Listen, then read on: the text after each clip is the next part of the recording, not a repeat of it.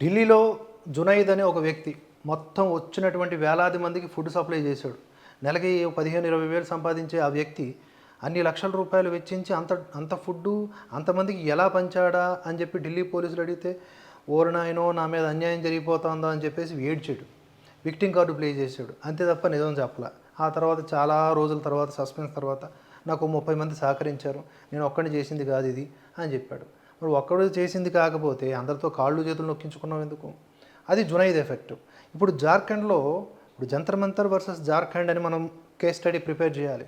జార్ఖండ్లో విద్యార్థులందరూ కూడా తమ హక్కుల కోసం రోడ్లు ఎక్కారు. అక్కడున్న సోరెన్ ప్రభుత్వాన్ని ప్రశ్నిస్తూ ఉన్నారు. ఎక్కడ ఈ దేశానికి వ్యతిరేకంగా లేదా ఆ రాష్ట్రానికి రాష్ట్ర నాయకులకి వ్యతిరేకంగా నినాదాలు చేయట్లా, దూషణల పేరుతో ఏమీ చేయట్లా. కేవలం వారికి ఏదైతే అన్యాయం జరిగిందో ఆ పరీక్షా పత్రాల యొక్క పేపర్ లీకేజీ, దాన్ని మరలా ఏప్రిల్లో జరిగినటువంటి ఆ ఎగ్జామ్ని మరలా నిర్వహించాలని వారు డిమాండ్ చేస్తున్నారు. సిబిఐ స్థాయి విచారణ చేపట్టాలి, ఎవరైతే అక్రమార్కులు ఉన్నారో వాళ్ళ మీద ఈడీ విచారణ చేయాలి, ఇలాంటి కోరికలు కోరుతూ ఉన్నారు. దీంతో వాళ్ళు ఇవాళ నిన్నటి నుంచి ఆమరణ నిరాహార దీక్ష కూడా స్టార్ట్ చేశారు.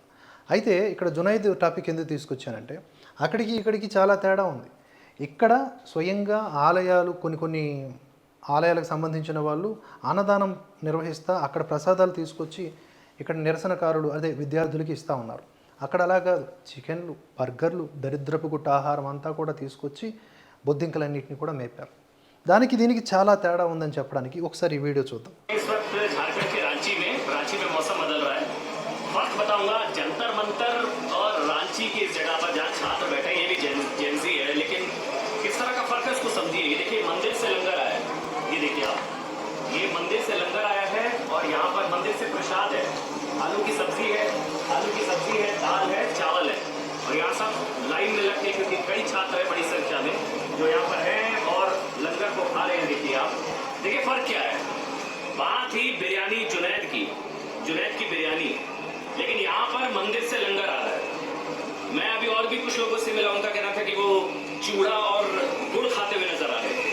लेकिन एक चीज है, जिस तरह का फर्क जंतर मंतर और यहाँ पर है, यहाँ पर कोई छात्र जो है वो गृह मंत्री को पीटने की, संसद को उखाड़ फेंकने की, 370 की बहाली की, उमर खालिद की रिहाई की, ये कोई मांग नहीं कर रहा है. यहाँ पर शुद्ध छात्रों का आंदोलन, खालिद छात्रों का आंदोलन.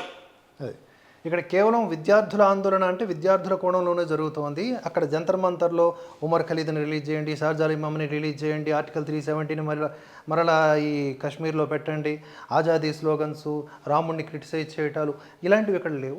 ఇక్కడ స్వచ్ఛమైన విద్యార్థులు స్వచ్ఛమైన పోరాటం చేస్తున్నారు వారి హక్కుల కోసం అని ఆయన అమన్ చోప్రా గారు అక్కడ ఆయన గ్రౌండ్ లెవెల్ రిపోర్ట్ అందించారు, ఇక్కడ గ్రౌండ్ లెవెల్ రిపోర్ట్ అందించారు అనమాట. క్రిస్టల్ క్లియర్గా తెలుస్తోంది కదా జునైద్ బిర్యానీకి, ఆలయం నుంచి వచ్చే ప్రసాదానికి ఎంత తేడా ఉందో ఇక్కడ మనకి ఈ రెండు పోరాటాల్లో కూడా అంతే తేడా ఉంది. సో ఢిల్లీలో జరిగినవి అవి నిరసనలు కావు, అవి విధ్వంసకర రచనలు, అందులో చొరబడినటువంటి దేశ విద్రోహ శక్తుల యొక్క వికృత క్రీడలు. ఇక్కడ జార్ఖండ్లో జరుగుతున్నది విద్యార్థి నిరసనలు, అది విద్యార్థి పేరిట నిరసనలు, ఇది విద్యార్థి నిరసనలు. కానీ దీనికి అభిజిత్ డిపికే లాంటి వాళ్ళు సపోర్టు చేయరు. వాడికి టైఫాయిడ్ వచ్చేది, ఇంకా రకరకాల జబ్బులు వచ్చేస్తే అడిగి మంచం మీద నుంచి లేవడిక, అడిగితే అదే ఆన్సర్ చెప్తా ఉన్నాడు, టైఫాయిడ్ అంట. టైఫాయిడ్ అని చెప్పిండు సంతోషం, ఇంకేదైనా పెద్ద జబ్బు చెప్పేస్తాడేమో ఎక్కువ రోజులు రాకుండా ఉండడానికి.